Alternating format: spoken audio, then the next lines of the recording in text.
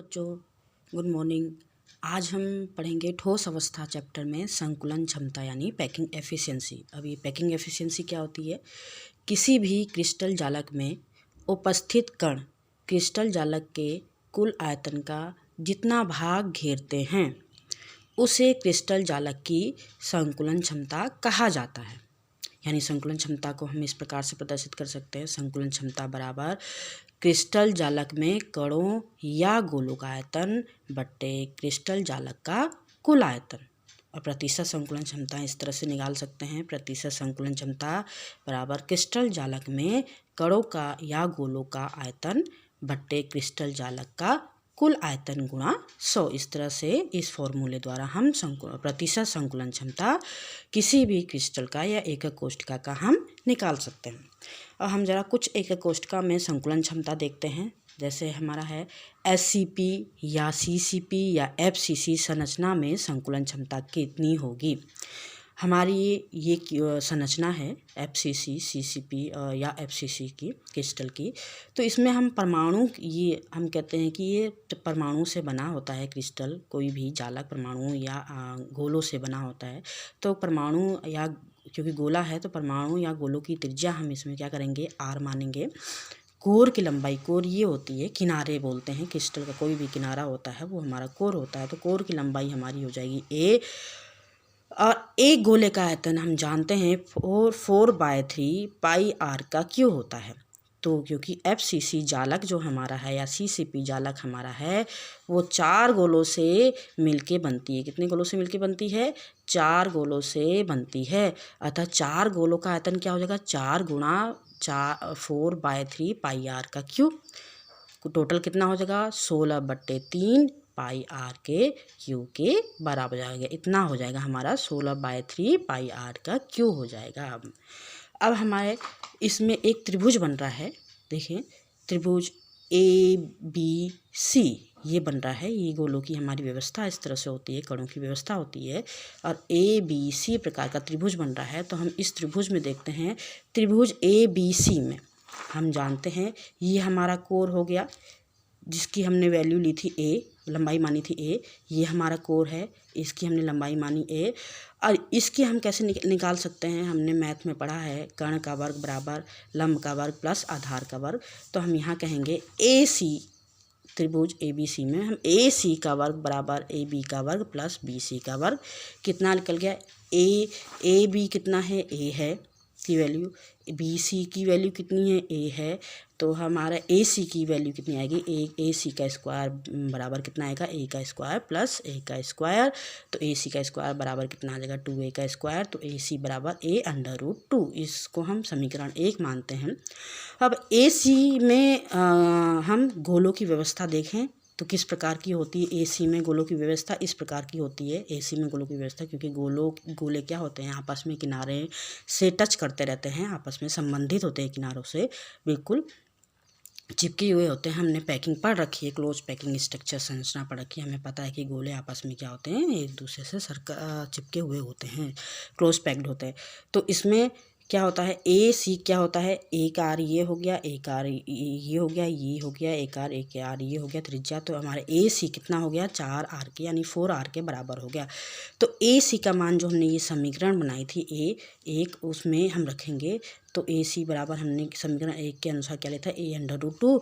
तो AC हमारे यहाँ से क्या निकला? 4R। तो 4R बराबर A√2। तो A की वैल्यू निकल जाएगी A बराबर 4R अपॉन √2। ये हमारी कितनी निकल जाएगी? A की वैल्यू निकल जाएगी। अब हमें पता है घन का आयतन कितना होता है, भुजा का क्यू होता है, यानी A का भुजा हमने क्या मानी? A की क्यू बराबर, और A की वैल्यू हमारी कितनी निकली है? A की वैल्यू हमारी निकली है 4R अपॉन √2। तो हम A की वैल्यू लिखेंगे 4R अपॉन √2 का क्यू कर देंगे, कुल वैल्यू कितनी आ जाएगी? 64R का क्यू अपॉन 2 √2। ये हमारी वैल्यू आ जाएगी। अब हम संकुलन क्षमता निकालते हैं किसमें? FCC जालक में संकुलन क्षमता, प्रतिशत संकुलन क्षमता क्या होगा? बराबर प्रतिशत संकुलन क्षमता हम जानते हैं, कैसे निकालते हैं? प्रतिशत संकुलन क्षमता बराबर क्रिस्टल जालक में उपस्थित कणों या गोलों का आयतन, कुल आयतन बट्टे क्रिस्टल जालक का कुल आयतन इंटू 100। तो हमारे क्रिस्टल जालक में उपस्थित कुल कणों का आयतन कितना है 16/3 पाई आर का क्यू जो हमने निकाल रखा था अपॉन ये हमारे क्रिस्टल जालक का कुल आयतन कितना है ये हमने निकाला है 64 आर का क्यू अपॉन 2/√2 इंटू 100 बराबर कितना आ जाएगा। इसको सॉल्व करेंगे तो 74% आ जाएगा। तो हमारा FCC या CCP या SCP संरचना में जो गोलों द्वारा घेरा गया आयतन है वो 74% होता है और जबकि रिक्तिका का आयतन कितना होता है 26% होता है। इसी तरह से हम अलग तरह की दूसरी अलग प्रकार की हम क्रिस्टल जालक में संकुलन क्षमता निकालते हैं। जैसे अंतः केंद्रित घनी संरचनाओं में संकुलन क्षमता दूसरे प्रकार की पढ़ते हैं। तो अंतः केंद्रित घनी संरचनाओं में संकुलन क्षमता हम उसमें इसी तरह मानेंगे। परमाणु की त्रिज्या हमने R मानी, एकक कोष्ठिका में कोर की लंबाई कितनी है हमने मानी यही माना है। BCC संरचना अंतः केंद्रित घनी संकुलन संरचनाओं को अंतः केंद्रित घनी संरचनाओं को हम BCC प्रकार की संरचना मानते हैं। ठीक है, तो BCC संरचना दो गोलों से बनती है। दो गोलों का आयतन, एक गोले का आयतन हमें पता है 4/3 पाई आर का क्यू होता है। दो गोलों का आयतन कितना होगा, इसको 2 से गुणा कर देंगे, 2 गुणा 4/3 पाई आर का क्यू बराबर 8/3 पाई आर का क्यू। हमारा ये गोलों का आयतन यानी कणों का आयतन हमारा निकल गया। BCC संरचना में कणों का आयतन आ जाएगा। अब BC संरचना इस प्रकार की होती है, एक बीज में होता है, अंतः केंद्र में एक गोला होता है, एक कण होता है। तो हमारे दो प्रकार के त्रिभुज बनते हैं, त्रिभुज ABC और त्रिभुज ACD जो हमारा बनता है। दो प्रकार के त्रिभुज बनते हैं। तो सबसे पहले हम त्रिभुज ABC में देखते हैं। ABC में क्या हो जाएगा, ये हमारा ये भुजा है यानी कोर है तो इसकी लंबाई A हो जाएगी। ये हमारा कोर है, इसकी लंबाई भी A हो जाएगी। तो ये क्या हो जाएगा, कर्ण हो जाएगा। तो AC का स्क्वायर बराबर AB का स्क्वायर प्लस BC का स्क्वायर हमने किया है। तो AC का स्क्वायर बराबर क्या हो जाएगा, A का स्क्वायर प्लस A का स्क्वायर। तो AC का स्क्वायर बराबर 2A का स्क्वायर, हमारे AC की स्क्वायर की वैल्यू आ जाएगी। ये कितना आएगा 2A का स्क्वायर। अब हम त्रिभुज ACD में देखते हैं। तो AD का वर्ग बराबर क्या हो जाएगा, AC का वर्ग प्लस CD का वर्ग। अब ये CD जो है वो भी भुजा है हमारी, उसकी क्या है मतलब कोर है, उसकी वैल्यू हमारी A होती है। तो CD की वैल्यू 1A होगी और AC की हमने वैल्यू कितनी निकाली थी, इसकी वैल्यू हमने यहाँ से निकाली थी 2A का स्क्वायर। तो हम AD का स्क्वायर बराबर AC की वैल्यू हम रख देंगे 2A का स्क्वायर प्लस इसकी वैल्यू कितनी है A है A का स्क्वायर। तो AD का स्क्वायर बराबर 3A का स्क्वायर हमारा हो गया। तो AD बराबर √3A स्क्वायर बराबर A√3 हमारी ये वैल्यू आ गई। यानी AD कितना आ गया, A√3 आ गया। AD हमारा कितना आ गया, A√3। इसको हम समीकरण 1 मानते हैं, इसको हम समीकरण 1 मानते हैं। यदि हम AD में देखें, AD में हम देखें तो गोलों की इस प्रकार से व्यवस्था होगी, क्योंकि हमें पता है गोले की जो किनारा होता है एक दूसरे से टच करता रहता है। तो इस प्रकार की हमारे गोलों की व्यवस्था होगी इसमें। तो AD की वैल्यू यहाँ क्या निकल जाएगी, AD बराबर 4R के इक्विवेलेंट हो जाएगा 4R। तो हम AD जो 4R निकला है उसकी वैल्यू हम यहाँ समीकरण 1 में रखते हैं। तो AD बराबर हमने समीकरण 1 से देखा A√3। तो AD यहाँ से कितना निकला 4R। तो 4R बराबर A√3। तो A बराबर 4R अपॉन √3, ये हमारी A की वैल्यू निकल जाती है। अब घन का आयतन कितना होता है, A का क्यू होता है, पहले ही बता रखी हूँ मैं। तो घन का आयतन कैसे निकालेंगे, A की वैल्यू हमारी निकली थी 4R अपॉन √3। तो 4R अपॉन √3 का हमने क्यू कर दिया बराबर कितना आ जाएगा 64R का क्यू अपॉन 3√3 की आ जाएगा किसका, घन का आयतन। और प्रतिशत संकुलन क्षमता BCC क्रिस्टल में प्रतिशत संकुलन क्षमता क्या हो गया, क्रिस्टल जालक में उपस्थित कणों का आयतन बट्टे क्रिस्टल जालक का कुल आयतन इंटू 100। तो क्रिस्टल जालक में उपस्थित कुल कणों का आयतन कितना निकला था हमारा 8/3 पाई आर का क्यू।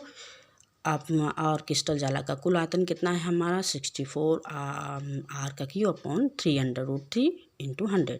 सॉल्व करेंगे तो कुल कितना आएगा 68% आएगा। या अर्थात हमारा यानी क्या होगा, BCC संरचना में कणों द्वारा घेरा गया कुल आयतन कितना होगा 68% यानी 68%। और जो खाली बचा स्थान है उसका आयतन कितना होगा 32% होगी। ये तीसरे प्रकार की हम संरचना देखते हैं, सरल घनीय जालक में संकुलन क्षमता यानी सिंपल क्यूब स्ट्रक्चर में हम देखते हैं संकुलन क्षमता कितनी आती है। परमाणु की त्रिज्या R ही है R माना हमने। कोर की लंबाई A, तो सिंपल क्यूब संरचना में हम एक गोले से बनती है। सिंपल क्यूब संरचना कितनी गोलों से बनती है? एक गोले से बनती है। अतः एक गोले का आयतन हमें पता है 4/3 πr का क्यू होता है। ये सिंपल क्यूब संरचना का संरचना है। और चूँकि सिंपल क्यूब संरचना में परमाणु केवल कितने पे होते हैं? घन के कोनों पे स्थित होते हैं। यहाँ यहाँ यहाँ यहाँ घन के कोनों पे स्थित होते हैं और किनारे से एक दूसरे से संपर्क में रहते हैं। किस तरह से रहते हैं? किनारे से एक दूसरे के क्या होते हैं? इस तरह के संपर्क में रहते हैं। यहाँ दिखाया गया है, संपर्क नहीं दिखाया, लेकिन वास्तव में इस तरह से संपर्क में होते हैं। इस व्यवस्था में घन के कोर अथवा भुजा की लंबाई जो हमारी होगी, हम इसको ये कहेंगे, ये भुजा के, ये है घन का कोर यानी भुजा की लंबाई है। यहाँ पर भी व्यवस्था की होगी, ये क्या होगी? इसी प्रकार की होगी। AC में भी व्यवस्था इसी प्रकार की होगी। तो लंबाई क्या होगी? A है। अतः परमाणु की जो हमारी त्रिज्या हो जाएगी R, और A के बीच में ये संबंध हो जाएगा A बराबर 2R। क्या हो जाएगा? A बराबर कितना हो जाएगा? 2R हो जाएगा। कैसे? ये है, इस तरह संबंधित होते हैं। ये R तो भुजा, ये कोर क्या हो जाएगा हमारा? इसका R आधा, और ये R इसकी त्रिज्या क्या हो जाएगी? A बराबर 2R के बराबर हो जाएगा। तो घनीय एकक कोष्ठक का आयतन क्या हो जाएगा? A का क्यू, तो 2R बराबर 2R का क्यू बराबर 8R का क्यू हो जाएगा। तो प्रतिशत संकुलन क्षमता कितनी निकली? क्रिस्टल जालक में उपस्थित कणों का आयतन बट्टे क्रिस्टल जालक का कुल आयतन इंटू 100। तो कणों का उपस्थित कुल कणों का आयतन कितना निकला हमारा? 4/3 πr का क्यू। और क्रिस्टल जालक का कुल आयतन कितना है? बट्टे 8R का क्यू यानी 8R का क्यू गुणा 100। सॉल्व करेंगे तो कितना निकलेगा? 52.36। इसको हम इक्विवेलेंट मानते हैं 52.4% के करीब हमारा आया। यानी सिंपल क्यूब में पैकिंग में कणों का, जो सिंपल क्यूब क्रिस्टल में कणों का जो घेरा गया आयतन है वो 52.4% होता है, और रिक्ति का आयतन क्या होता है? 47.6% होता है। धन्यवाद।